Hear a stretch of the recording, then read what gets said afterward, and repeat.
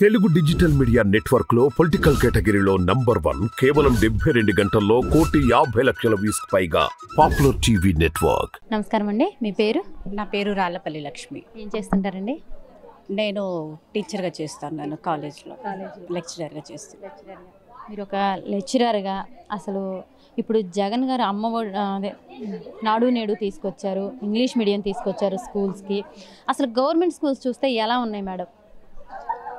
Present ఇప్పుడు జగనన్న గురించి చెప్పుకోవాలంటే మాటల్లో సరిపోదండి. ప్రతి పేదవాడు ఈరోజు గవర్నమెంట్ స్కూల్కి, ఇదివరకు గవర్నమెంట్ స్కూల్కి వెళ్ళాలంటే మేము వెళ్ళలేము అన్న దీంట్లో ఉండే, అంటే దాన్ని ఒక కప్పలబడిగా చూసేవాళ్ళు. ఈరోజు జగనన్న వచ్చిన తర్వాత గవర్నమెంట్ స్కూల్స్ అంటే ప్రైవేట్ స్కూల్స్ దేనికి పనికిరావు, అంత ధీటుగా ఉంది. ఇంకోటి ఏంటంటే నా పిల్లలే ఇంగ్లీష్ మీడియం స్కూల్ చదవాలి అన్న ఇది లేకుండా నన్ను నమ్ముకున్న ప్రతి వాళ్ళు కూడా ఇంగ్లీష్ మీడియం చదవాలి, వాళ్ళ పిల్లల్ని చదివించలేని స్థితిలో ఉన్న ప్రతి వాళ్ళు కూడా ఇంగ్లీష్ మీడియం స్కూల్లో చదివించుకోవాలి. నేను ఆ స్టేజ్లో ఉంటే ఎలా ఉంటానని మా స్టేజ్లోకి మా అన్న వచ్చి ఆలోచించాడు కాబట్టి ఈరోజు మా పిల్లలు గవర్నమెంట్ స్కూల్లోకి వెళ్ళి చక్కగా నెంబర్ 1గా చదువుకుంటారు. ఈరోజు స్టేట్ ర్యాంక్స్ తీసుకొచ్చుకుంటున్నారు, ఇంగ్లీష్ నెంబర్ 1గా మాట్లాడుతున్నారు. అంటే వాళ్ళని ఒక పొజిషన్లో నుంచో పెట్టాలని మా అన్న అనుకున్నాడు కాబట్టి ఈరోజు మా పిల్లలు గవర్నమెంట్ స్కూల్కి వెళ్ళినా సరే ప్రైవేట్ స్కూల్ కన్నా ధీటుగా ఉన్నది. అది ఎలా ఉంది మేడం? అంటే స్కూల్స్లో అసలు స్టడీ బాగాలేదు, సరిగా పట్టించుకోవట్లేదు పిల్లల్ని అంటున్నారు, అది ఎంతవరకు నిజం మేడం? అది 100% రాంగ్. ఎందుకంటే యాజ్ ఎ టీచర్గా నేను చెప్పగలుగుతాను వాళ్ళ సబ్జెక్ట్ ఎట్లా చెప్తున్నారు ఏంటి అన్నది నాకు తెలుస్తుంది కదా. ఈరోజు మా సిస్టర్స్ వాళ్ళ పిల్లలే గవర్నమెంట్ స్కూల్లో ఉన్నారు, వాళ్ళు ఇప్పుడు నెంబర్ 1 పొజిషన్లో ఉన్నారు. నిజంగా చెప్తున్నాను. మా అక్క వాళ్ళ బాబు ఇంటర్మీడియట్ చదువుతున్నాడు, ఫస్ట్ నుంచి గవర్నమెంట్ స్కూల్. ఇప్పుడు జగనన్న వచ్చిన తర్వాత అదే గవర్నమెంట్ స్కూల్లో నెంబర్ 1గా స్టడీస్ కానివ్వండి, టీచర్స్ కానివ్వండి, ప్రతిదీ ఇంక్లూడింగ్ ఆల్ అన్నీ కూడా నెంబర్ 1గా ఉన్నది, ఫుడ్తో సహా. ఫుడ్ ఇదివరకు వాళ్ళు క్యారేజ్ తీసుకెళ్ళి వెళ్ళేవాళ్ళు కాదు, ఇప్పుడు అసలు లంచ్ బాక్స్ అన్నది వాళ్ళు మర్చిపోయారు. అంటే ఆ గోరు ముద్ద అన్నది జగనన్న నా ఇంట్లో నేను ఎట్లయితే తింటానో నా పిల్లలు అట్లాగే తినాలి అన్న ఆలోచనతో ఆయన అక్కడ ప్రవేశపెట్టిన పథకం అది. దానికి 2 చేతులు ఎత్తి నమస్కరించవచ్చు. మరి గత ప్రభుత్వంతో పోల్చుకుంటే అసలు స్కూల్స్ నాడు నేడు కింద ఎంత డెవలప్ అయినాయి అంటారు? అన్ని చోట్ల డెవలప్ అయినాయి అంటారు? అసలు ప్రతి చోట జగనన్న సీఎంగా ఉన్న ప్రతి చోట గవర్నమెంట్ స్కూల్స్ని ప్రైవేట్ స్కూల్స్ని పెట్టి పక్కన చూడండి, ప్రైవేట్ స్కూల్స్ పోతున్నాయి. ప్రైవేట్ స్కూల్స్ దేనికి పనికిరావట్లేదు, గవర్నమెంట్ స్కూల్స్ అంతా బాగున్నాయి మాట. అసలు చాలా ఇదిగా ఉంది ఎడ్యుకేషన్ పరంగా. కానీ ప్రతి ఒక్క విషయంలో నాడు నేడు ప్రోగ్రాం పెట్టి మా జగనన్న ప్రతి ఒక్కరికి మంచే చేశారండి. గత ప్రభుత్వంలో మనం అంటున్నాం కదా, ఏం చేశారండి? స్కూల్స్ అన్నీ కూడా కప్పలబడి స్కూల్స్, అవి కప్పలబడిగా ఉంచారు. ఏ రోజు ప్రజల గురించి ఆలోచించారని వాళ్ళు వచ్చి మా గురించి చెప్పడానికి. ఈరోజు ప్రతి పిల్లవాడిని అడగండి, జగన్ మామ మీకు ఏం చేశాడని. జగన్ మామ మాకు అన్నీ ఇచ్చాడు, మాకు మంచి చదువులు ఇచ్చాడు అంటున్నారు. మేము ఈరోజు ఇంగ్లీష్ మీడియం చదువుతున్నామంటే అది మా జగన్ మామ చేశారంటున్నారు. ప్రతి పిల్లవాడిని మీరు అడగండి. మరి అదే కాకుండా జగన్ గారు అనేకమైన సంక్షేమ పథకాలు తీసుకురావడం జరిగిందండి. మరి ఈ సంక్షేమ పథకాలన్నీ పేదవాళ్ళందరికీ అందిని అనుకుంటున్నారా మీరు? అర్హులైన ప్రతి ఒక్క పేదవానికి ఈ పథకం అన్నది ప్రతీది వెళ్ళిందండి.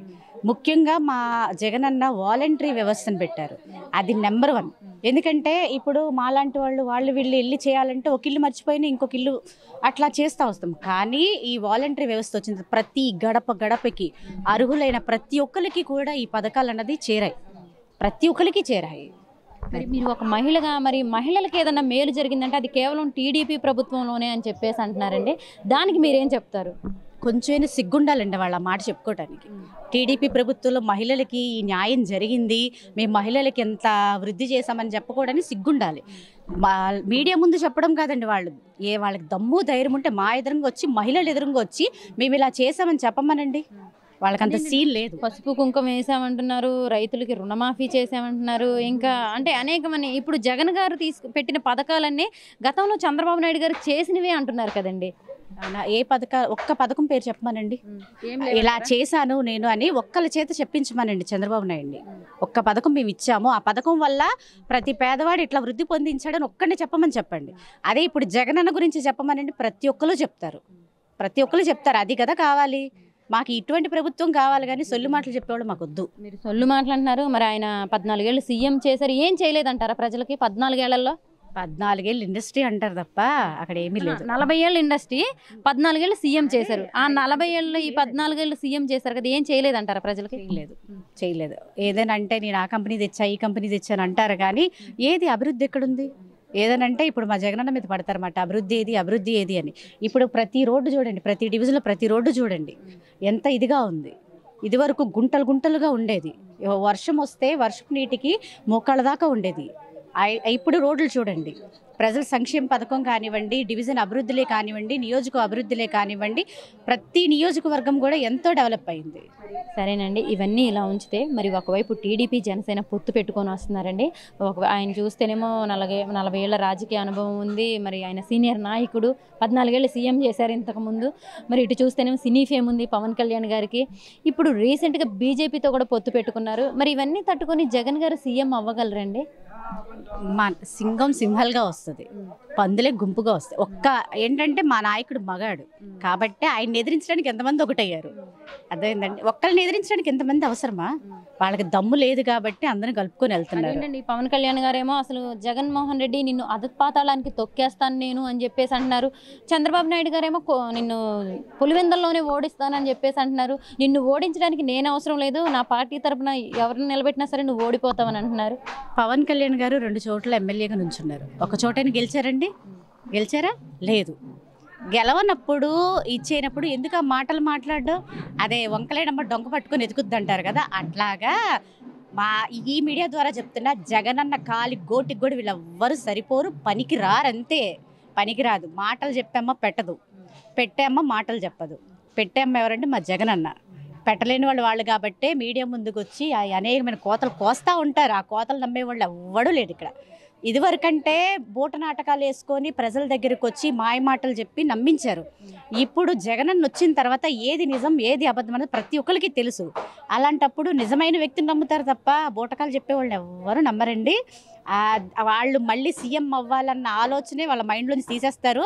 వై నాట్ 175 అన్నది మా జగనన్న నినాదము. మేము మళ్ళీ గెలుస్తాము, ఫ్యాన్ ఎగురుతుంది, మేమందరం మళ్ళీ ఇదవుతాం. మళ్ళీ మా జగనన్న సీఎం అవుతారు, ఇక్కడ ఆసిఫ్ అన్న ఎమ్మెల్యే అవుతారు, సెంట్రల్లో మా శ్రీనన్న అవుతారు, తూర్పులో మా అవినాష్ అన్న ఎంపీ గారు, మా కేసీఆర్ నాని గారు, హ్యాట్రిక్ దిశలు మొత్తం వెళ్ళిపోతాము. వీళ్ళందరూ గాలికి కొట్టుకున్నట్టు కొట్టిపోతారు. అప్పుడు చెప్పమనండి మీడియా ముందుకు వచ్చి. Thank you so much madam.